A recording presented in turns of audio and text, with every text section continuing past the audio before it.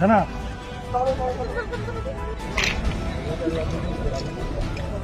Hello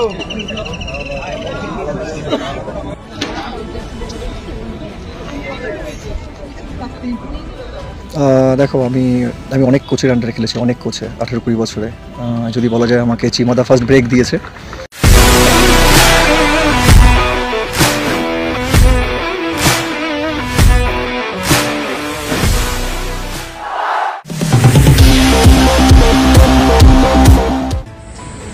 শেষবারে একটি অবিস্মরণীয় match, শেষবারে অবিস্মরণীয় ম্যাচটি কিন্তু আজ হয়েছে ব্যারাকপুরের বিভূতিভূষণ স্টেডিয়ামে। এবং অবিস্মরণীয় বলার একটি মাত্র কারণ, আজ কিন্তু আমাদের সকলেরই পছন্দের শিলটন পাল কিন্তু অবসর নিতে চলেছে।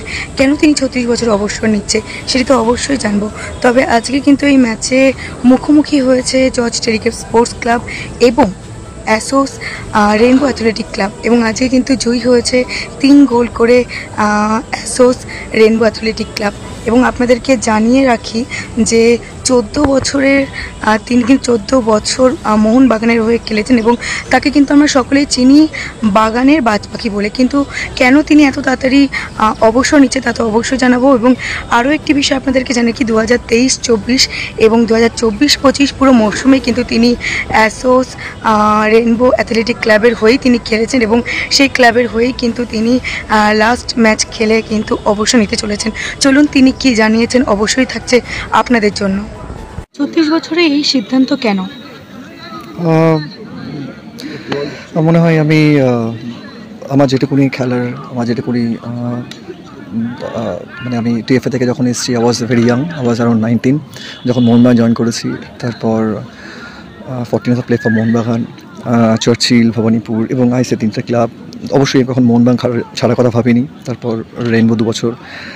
আমার মনে হচ্ছে যে এখন is the right time for me to retire. আর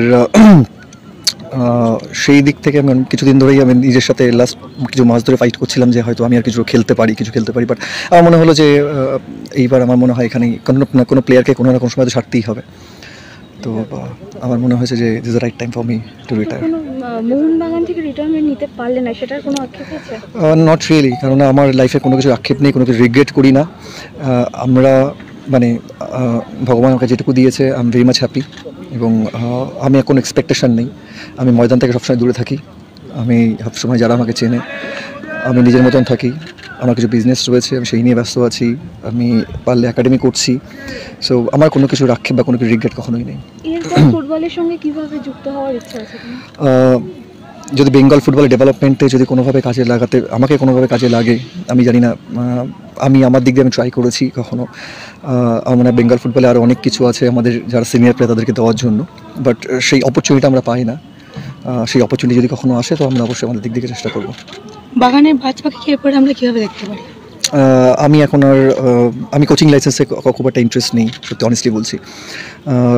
পরে আসবো না সেটাও বলছি না আমি, কিন্তু আমি ফুটবলের সাথে অবশ্যই অ্যাসোসিয়েট আছি। আমি রেইনবোর সাথে রয়েছি। যদি কখনো কোনোভাবে ফুটবলের সাথে কোনো অপরচুনিটিতে আমি কোনো কাজে আসতে পারি অবশ্যই। এছাড়া আমি এখন নিজে I am trying to be businessman. আমি আমার কিছু রেস্টুরেন্ট রয়েছে, রিসর্ট রয়েছে অ্যান্ড অল, সেগুলো নিয়ে আমি ইনভলভ আছি। আর অবশ্যই ফুটবলের সাথে সবসময় থাকবো। আর যদি কখনো কোনোভাবে কাজে আসতে পারি অবশ্যই আমি চেষ্টা করবো। বিশাল কাইতের পারফরমেন্স নিয়ে কি বলবেন? ভালো খেলছে বিশাল, খুব ভালো খেলছে।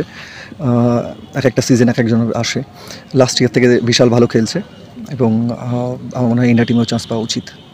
একজন আদর্শ গোলকিপার হিসেবে